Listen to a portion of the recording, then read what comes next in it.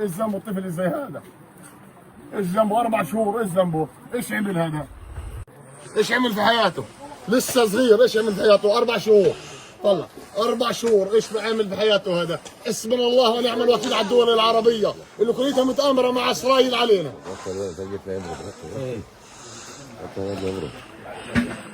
كيف كان وضعك في الخيمه انت؟ كيف؟ ايش الوضع؟ هيك شفت بعينك.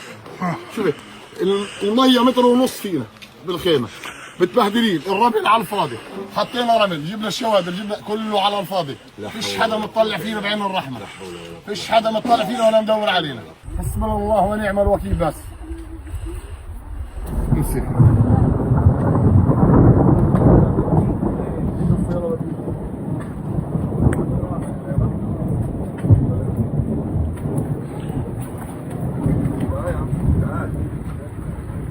كيم جاري، اخويا اللي جنبي، ابن عمي اللي جنبي، الاكل، الميه، الطحين، اتطلع كلنا ميه، الاولاد اقسم بالله العظيم الولد طلعناه من تحت الميه 40 سم، الميه اكثر من 50 سم، اتطلع، هي الميه، هي السجاده، اتطلع، فراش، طلع العب الاولاد، العب الاطفال، اتطلع، برد مين هذا؟